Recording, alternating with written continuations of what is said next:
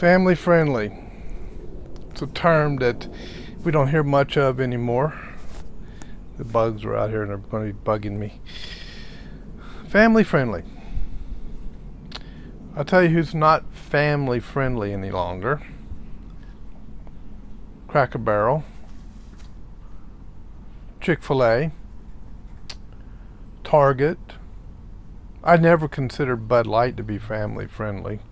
It's a beer. Come on. You can't promote beer to children, right? There's any corporation that promotes Pride Month, promotes diversity, equity, and inclusion, and has a department that actively pushes that onto their employees. And look, those words are really clinically clean sounding words, but what they really mean is we're going to discriminate against anyone who's white, Christian, believes in God, follows Christian values. No. We can't have any of that normalcy in our corporation or our company. That's what that means. And we're going to discriminate against any employee that is family friendly. Family friendly. Yeah, that's a term we just don't hear any longer. But those corporations that push that kind of agenda, they are not family friendly. What is family friendly? That's being friendly, being inclusive to the traditional family. Mom, dad, kids who hold to traditional values. Now, I don't like the term traditional per se.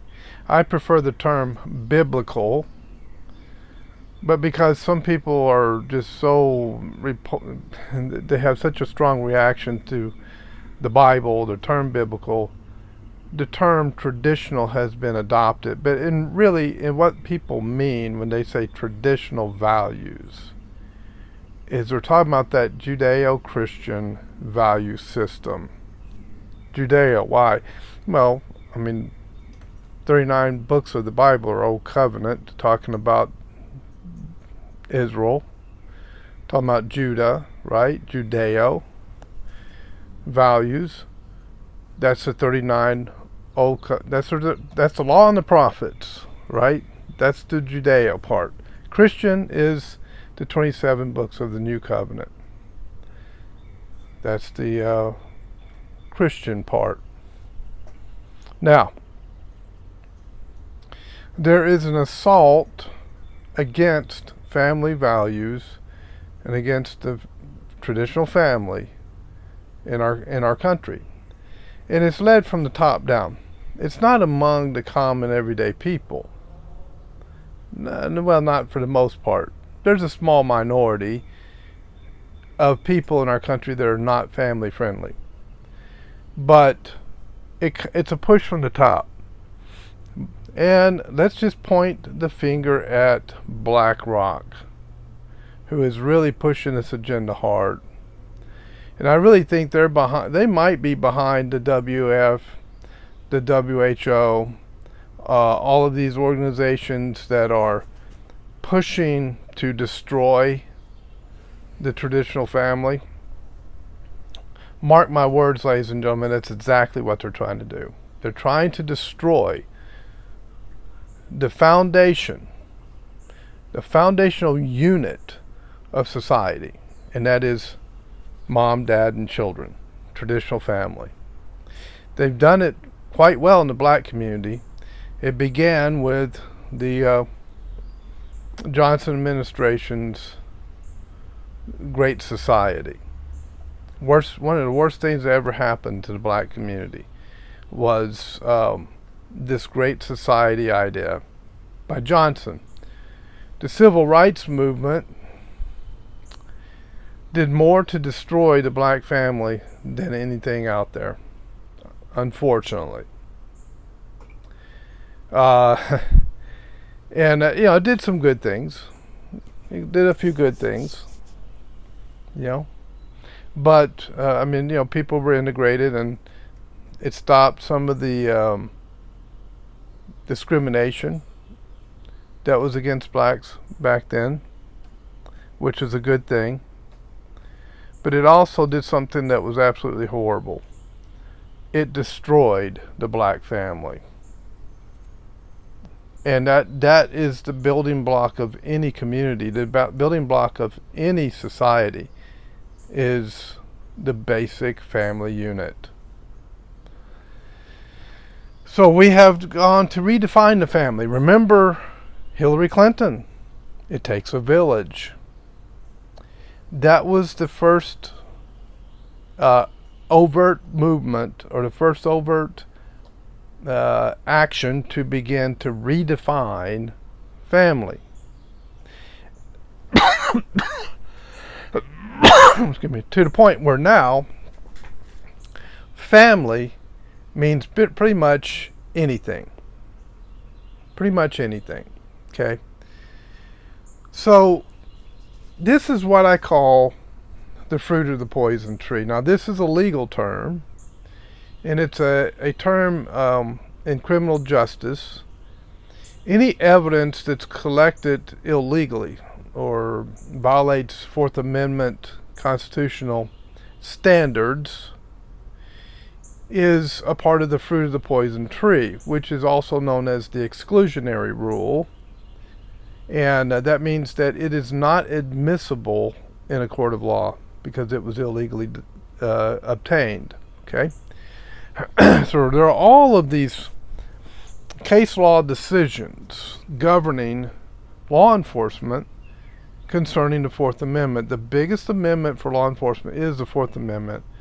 And then you have the Fifth Amendment. You're not required to self-incriminate yourself.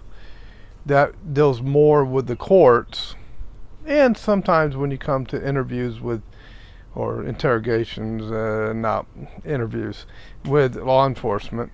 There are no interrogations in law enforcement. That's for military when they capture foreign soldiers, right? But the point is, if it's a part of the fruit of the poison tree, a violation of the Fourth Amendment, in search and seizure, then it's not admissible in court.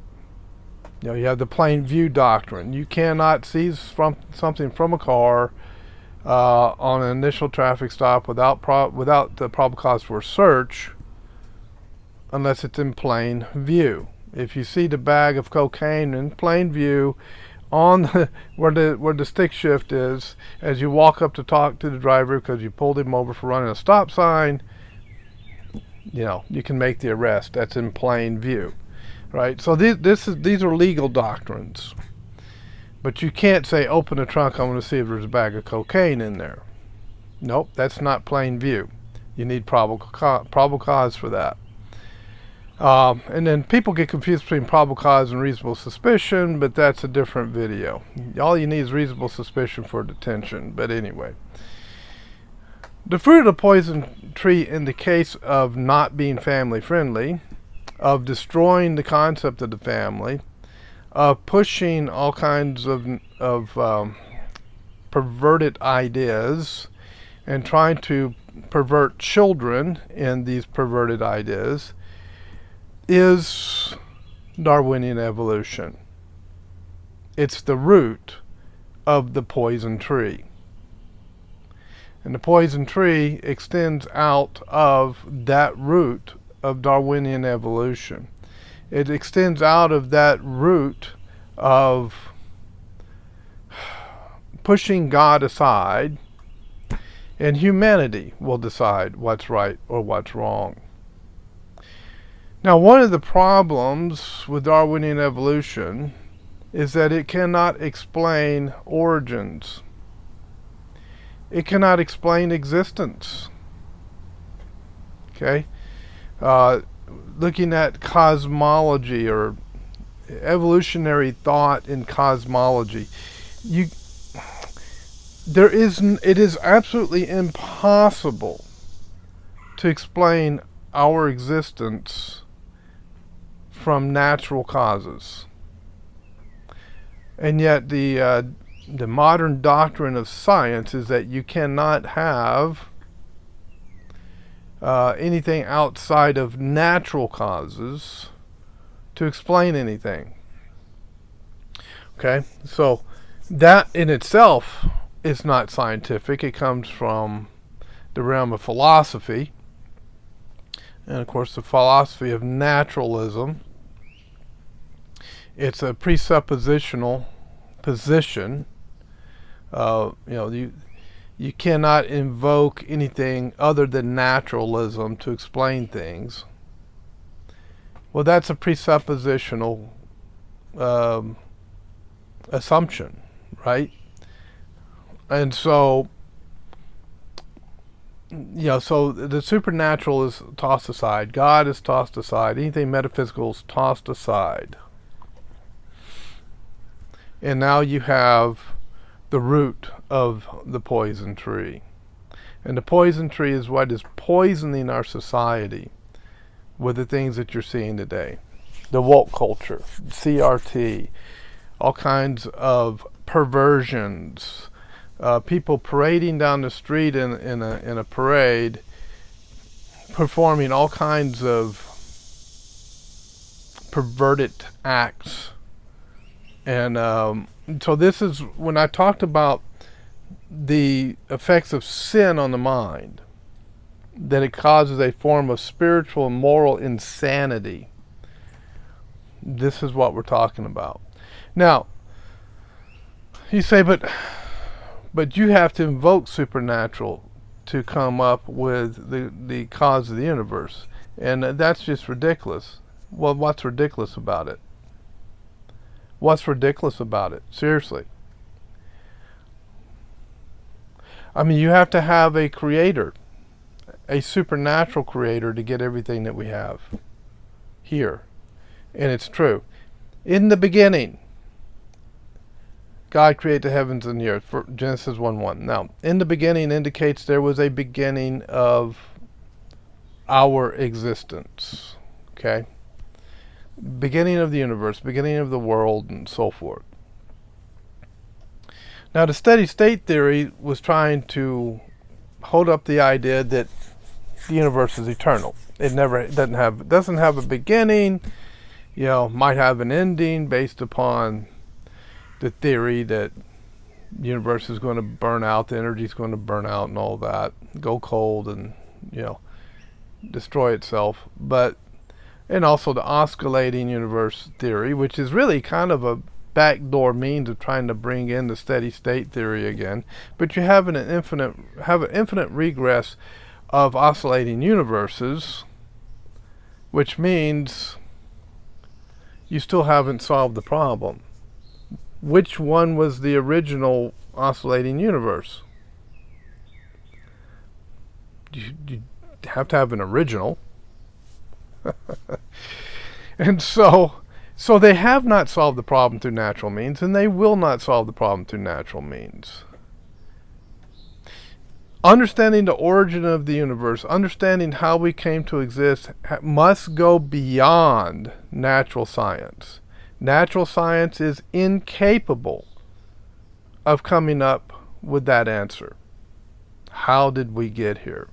Natural science cannot answer that question. It is incapable of doing so because it is self-limiting when it comes to the solutions or the answers to that question. In the beginning, God, right? The universe had a beginning. Steady state theory has gone away because they've come to realize it doesn't make sense. So you have to have a beginning. So they came up with a Big Bang, trying to come up with a natural cause of the beginning of the universe. Now, the problem is they can't explain where the material and energy came from that caused the Big Bang. So you have to have, that's got to be created somehow, right? If it were the case. And so every attempt of scientists, every attempt of naturalists, of secular humanists, of pagans to explain. When I say pagans, I'm not talking about the witchcraft, occult, religious pagans. I'm talking about those who believe anything goes morally and ethically because Darwinian evolution, right? Those pagans. They cannot explain origins at all, period. In the beginning, God created. There is so much. Beginning, God created. There is so much in those three words in Genesis 1:1. It is the ultimate explanation of origins. Now let me read to you about the Big Bang, some things that are said about the Big Bang. And we'll end the video on this.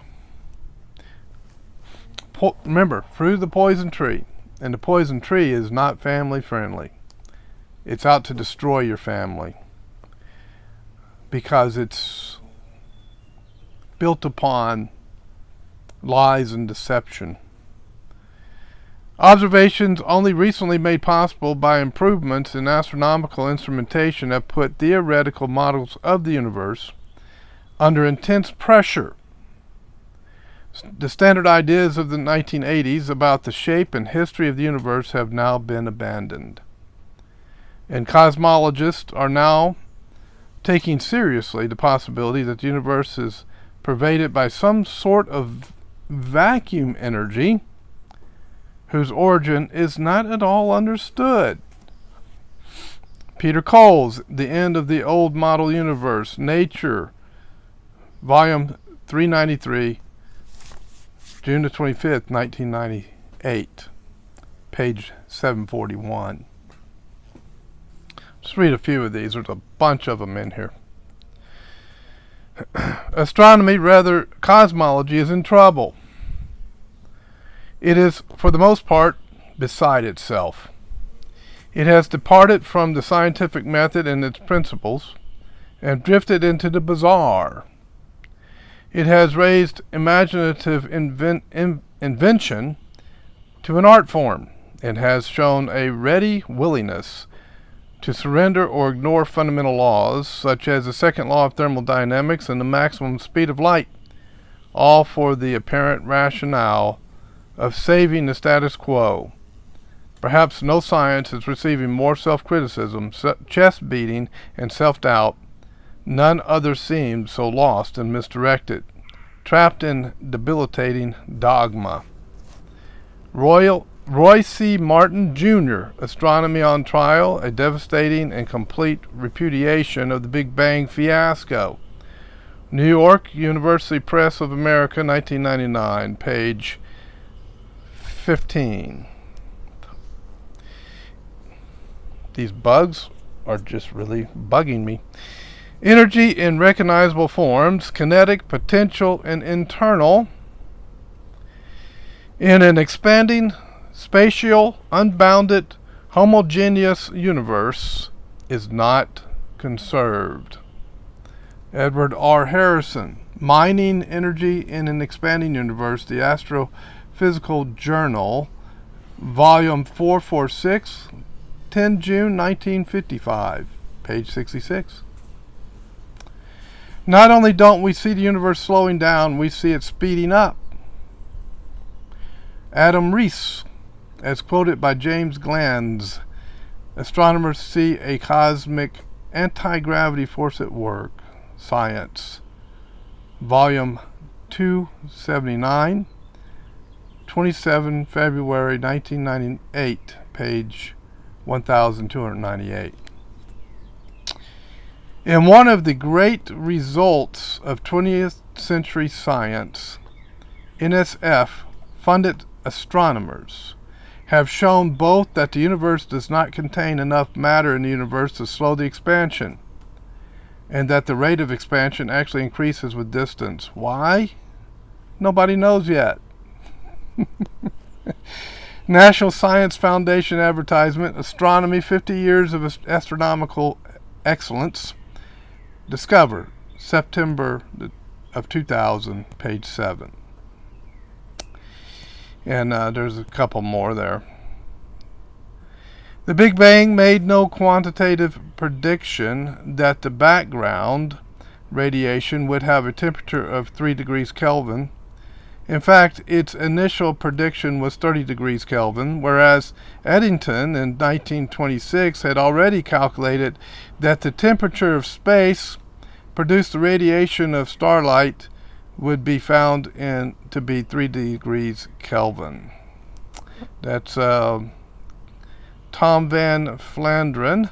Did the universe have a beginning? Meta Research Bulletin, Volume 3, Number 3, 15 September 1994, page 33. Despite the widespread acceptance of the Big Bang Theory as a working model for interpreting new findings, not a single important prediction of the theory has yet been confirmed, and substantial evidence has accumulated against it. Same journal, page 25. History also shows that some BB, or Big Bang, cosmologists predictions of MBR, microwave background radiation, temperature have been adjusted after the fact to agree with observed temperatures. William C. Mitchell, Big Bang Theory Under Fire, Physics Essays, Volume 10, Number 2, June 1997, pages 370 to 379. In each of the 5 patches of sky surveyed by the team, the distant galaxies bunched together instead of being distributed randomly in space. The work is ongoing, but what we're able to say now is that the galaxies are seen at great distance. These doggone flies. Let me try it again. In each of the 5 patches of sky surveyed by the team, the distant galaxies bunched together instead of being distributed randomly in space. The work is ongoing, but what we're able to say now is that galaxies we are seeing at great distances are as strongly clustered in the early universe as they are today. No expansion, says Stidell, who is at the California Institute of Technology in Pasadena. Did you catch that? The idea of the expanding universe, well, the galaxies are clustered and they're not changing in their cluster form. Ron Cowan, Light from the Early Universe, Science News, Volume 153, 7th of February 1998, page 92. Quote, in fact, studies we have done show that the distribution of matter is fractal, just like a tree or a cloud. Patterns that repeat on all scales are called fractal. Francisco Silos Labini, as quoted by Marcus Chon, Fractured Universe, New Scientist, Volume 163, 21 August 1999, page 23. I'm giving you this so if you ever want to look these up, I'm giving you sources. If this dissenting view is correct, that the universe is fractal, and the universe doesn't become smoothed out on the very largest scales, the consequences for cosmology are profound. We're lost, says Professor of Astrophysics Peter Coles. The foundations of the Big Bang models would crumble away. We'd be left with an explanation for the Big Bang on galaxy formation or the distribution of galaxies in the universe. Same journal, page 23. There's also more, but too much to give you right now. But this uniformity in the cosmic background radiation CBR is difficult to reconcile with the obvious clumping of matter into galaxies, clusters of galaxies, and even larger features extending across vast regions of the universe, such as walls and bubbles. Ivers Peterson, Seeding the Universe, Science News, Volume 137, 24 March 1990, page 184. Are you getting the picture?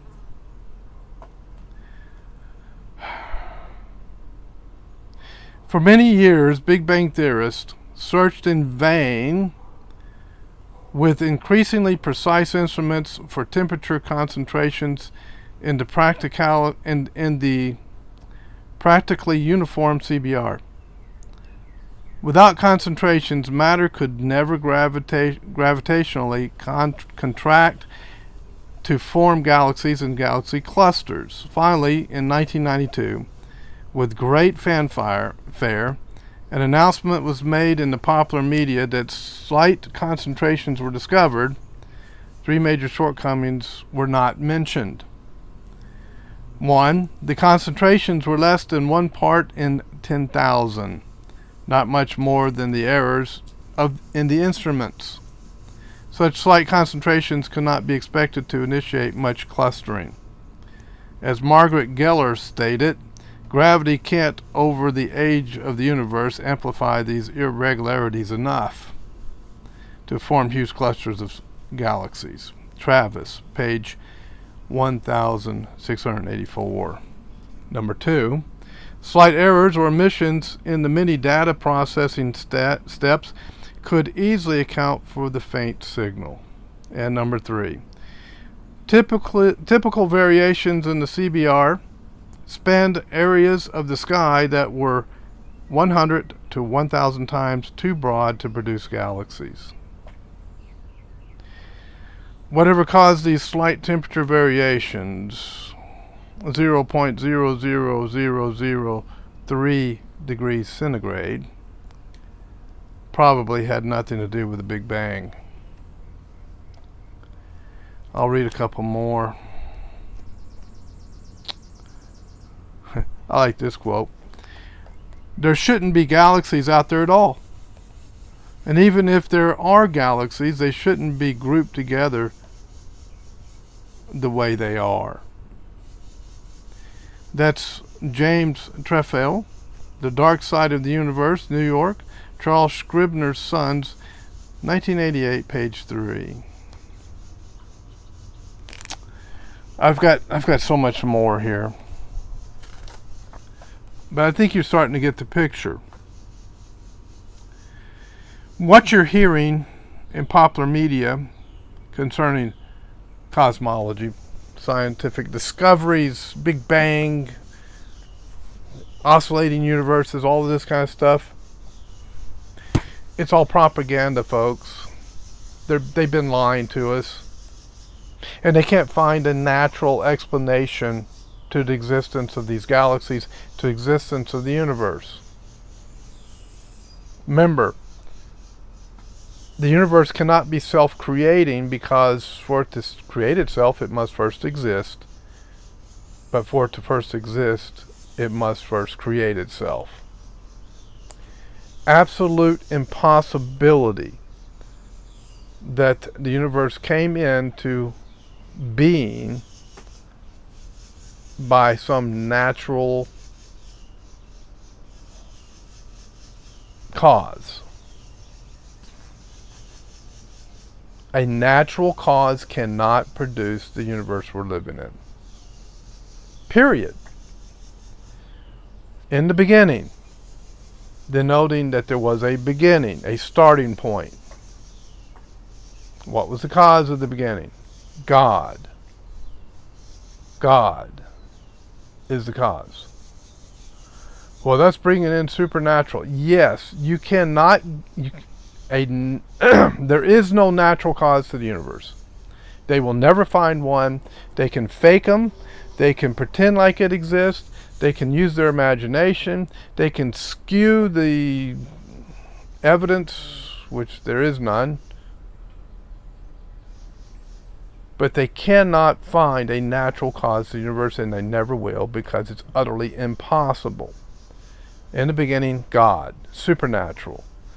There is the universe. We exist because of a supernatural source. Created. Created. The act of creation. God, the ultimate being, supernaturally acted, and according to his own account, divine revelation to us, he did so by speaking. He spoke the universe into existence. So, Noah Yuval Harari, you seem to be the most prominent one running around out there trying to say Christianity is a myth, Genesis is a myth, we can have transhumanism, we can become gods. I'm going to eat your breakfast. Your mind has been so destroyed by sin, by iniquity. You can't think straight.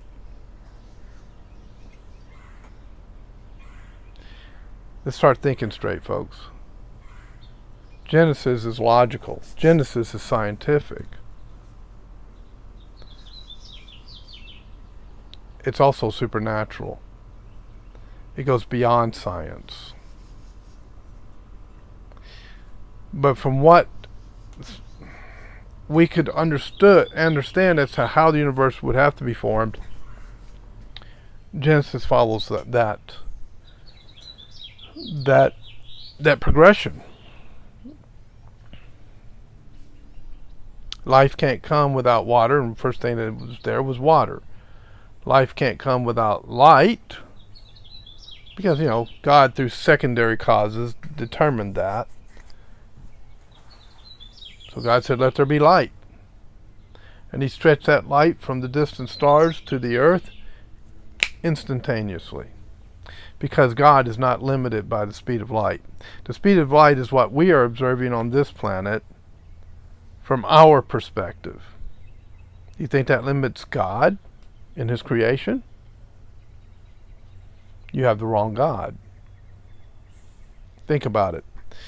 We'll do more on this. I got a lot more, folks. Just trying to get people to think beyond the evening news or beyond the Patriot News networks. They're telling us all these things that are going on.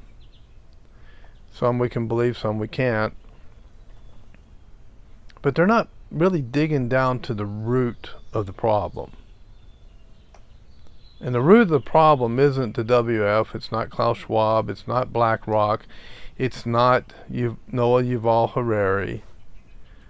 In my estimation, that all those folks and all those organizations are just pure jokes, and God is laughing at them. The root of the problem is Darwin and our ignorance in thinking that his theory has any validity at all. By the way, it's still being taught in schools, isn't it? Oh boy. Government schools, you're teaching a myth, and you're teaching that myth as being science and facts. That means you are a part of the deception and the lie as well. That's why my kids and my grandkids never went to your schools. I fired you 40 years ago. And you're still fired. Thanks for watching, folks. I'll have more. We'll be back.